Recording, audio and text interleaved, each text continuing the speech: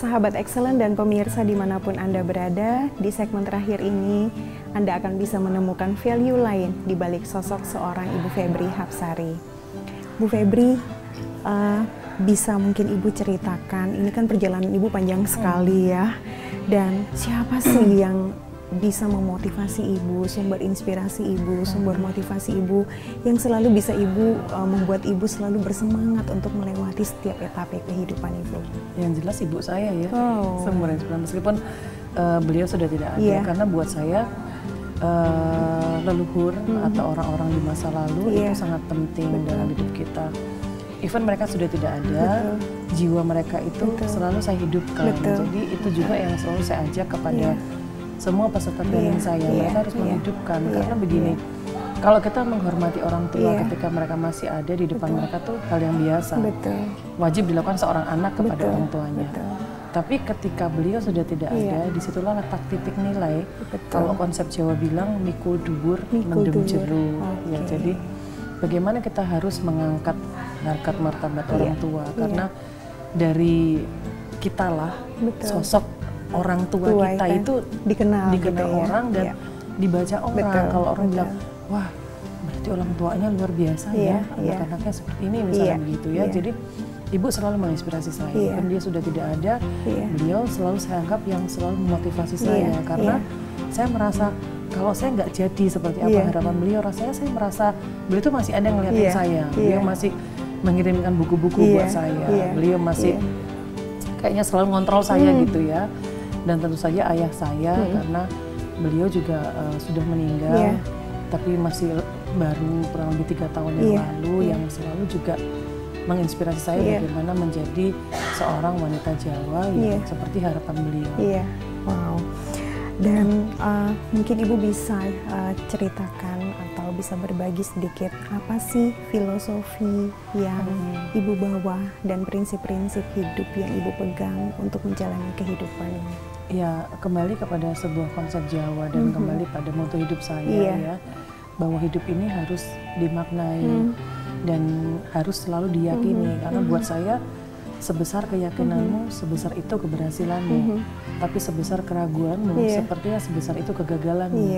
Maka konsep keyakinan itu penting buat saya. Jadi filosofi sebagai seorang wanita Jawa, kita harus andap aso, kita harus teposen, kita harus membawa diri kita dengan baik. Ya, casingnya seorang wanita harus filosofi wanita itu dibawa terus, lembut, kemudian feminin, penuh keindahan, penuh dengan segala kesantunan. Tapi inner power itu yang harus kuat, karena seorang perempuan Jawa itu bukan, kalau kita dengar di lagu-lagu ya, sekarang misalnya Putri Solo, ini koyo macan luwe misalnya, katanya klemer-klemer, ya sosok keindahan, keanggunan itu tetap harus dibawa, meskipun kita itu harus tetap tough, tetap powerful, tapi kita harus membawa casing-casing itu. Jadi filosofi sebagai seorang wanita Jawa itu yang terus saya hidupkan dalam kehidupan saya.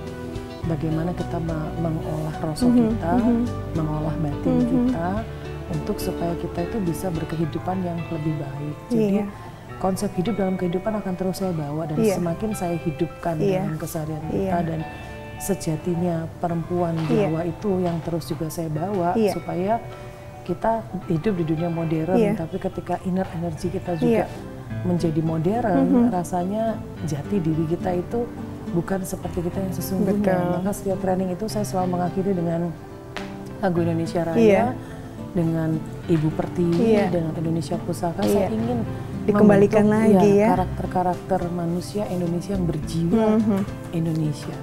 Kita memang harus mengenal dan tahu semua yang serba internasional. Kita harus mengunjungi banyak negara untuk membuat kita lebih cinta pada Indonesia. Tapi berjiwa Indonesia ini adalah hal yang sangat penting. Kita tetap memegang apa yang diajarkan orang tua saya, kemudian suami saya ini juga memberikan begitu banyak inspirasi bagi saya sebagai menantu seorang raja, sebagai istri seorang pangeran. Ternyata tidak membuat saya terbatas. kalau saya dengar cerita Kartini pada waktu itu pun memperjuangkan nasib kaumnya juga dengan berkain kebaya.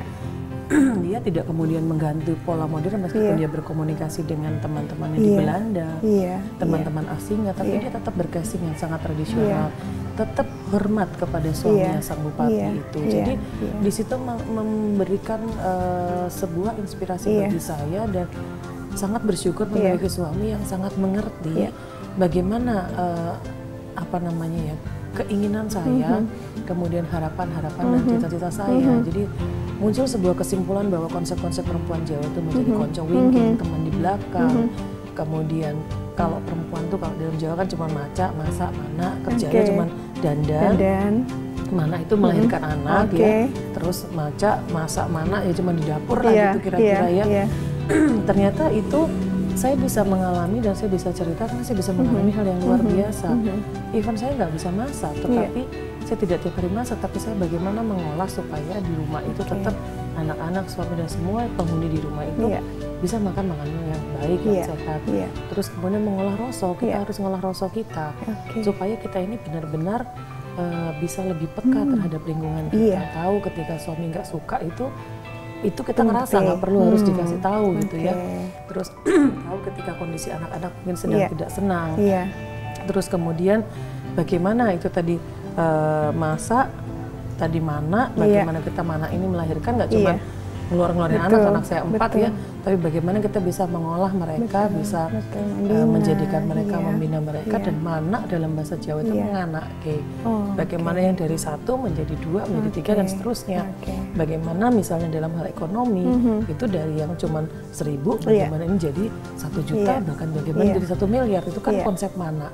Dan maca, bagaimanapun tidak ada seorang wanita yang tidak ingin dikatakan cantik, karena sebenarnya tidak ada perempuan yang tidak cantik. Jadi maca itu juga penting, karena kita harus wujud rasa syukur kita kehadiran Tuhan adalah merawat semua dari ujung rambut sampai ujung kaki, dan itu dilakukan perempuan Jawa.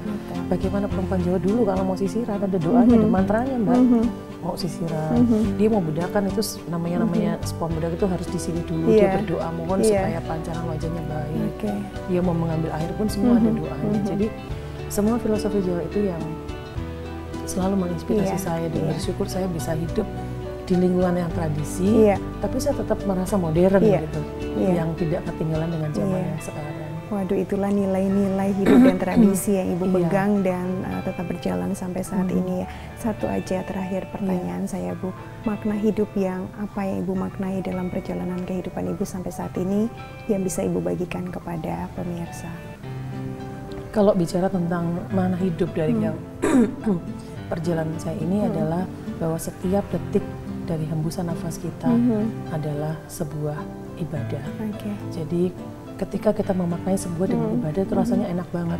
Kadang-kadang kan capek ya, ketika saya misalnya saya ketemu dengan orang, nggak ada waktu, kok masih bisa sih ngurus anak 4, organisasi masih ngajar juga, saya dosen di public relation. Terus kemudian masih gini, masih gitu dan segala macam. Sebenarnya apa tuh yang Ibu cari misalnya gitu ya? Saya bilang setiap hembusan nafas kita dalam setiap karya kita di masyarakat adalah ibadah kita. Kalau kita kembali kepada konsep filosofi hidup itu, semua itu rasanya lebih ringan. Ketika bangun pagi menyiapkan anak berangkat sekolah, kemudian saya harus berkarya, dan saya kadang-kadang jadwal training dari pagi sampai sore, masih lagi organisasi, masih lagi ada tradisi yang harus saya jalankan, masih lagi ini. Kalau saya menganggap semua itu dengan mind saya, beban, kemudian sebuah keharusan, sebuah ritual, sebuah ini itu dan segala macam, saya kan pasti akan merasa lelah, nggak ada enjoy dalam hidup saya. Maka saya memaknai semuanya itu adalah sebagai bagian ibadah yang saya katakan tadi, madem, mantep, manut Gusti Allah. Pokoknya semua saya anggap ini dawuh. Kenapa saya harus sana? Kenapa suatu ketika saya diundang di pusat lokalisasi, jadi wanita-wanita yang pelacur-pelacur yang mereka direhabilitasi, saya harus memberikan pelatihan di sana. Saya menyentuh mereka dengan training-training saya. Tapi suatu ketika saya diundang di sebuah desa, saya bingung juga, masyarakat desa kok pengen dimotivasi, padahal yang ketika saya datang orang tua-tua yang sudah mungkin dalam bayangan, wah kalau mereka kenal ya namanya training motivasi, itu surprise yang ketika pulang mereka bawain saya beras, mereka bawain hasil buminya. Jadi buat saya ketika saya menjalani semuanya dan memaknai semua sebagai sebuah ibadah, hidup ini begitu luar biasa indah, karena di situ saya menjadi lebih bersyukur. Ternyata banyak orang yang mungkin mengalami hidup yang lebih susah dari saya, yang tidak seperti yang Ibu alami. Jadi prinsip saya, dibayar tidak dibayar, hidup saya harus saya jalankan dengan profesional. Jadi ketika saya training diundang di sebuah desa, diundang di pusat lokalisasi, diundang di panti asuhan, dengan saya di perusahaan, saya harus melakukan semuanya dengan yang terbaik. Sehingga makna kesyukuran itu pun menjadi luar biasa, karena saya anggap ini ibadah saya. Kan kata kuncinya adalah ibadah ya Bu. Oke, waduh ini luar biasa sekali perbincangan dengan Ibu Febri. Bu Febri, terima kasih banyak untuk waktu dan kesediaan waktu Ibu untuk bisa berbagi dengan pemirsa dan sahabat Excellent. Sahabat Excellent dan pemirsa dimanapun Anda berada, demikianlah perbincangan saya dengan Ibu Raden Ayu Febri Hapsari Dipokusumo. Saya Lisa Sopakua beserta seluruh kru yang bertugas mengucapkan terima kasih atas perhatian Anda dan kebersamaan Anda. Sampai berjumpa lagi di episode selanjutnya. Strive for excellence. Terima kasih.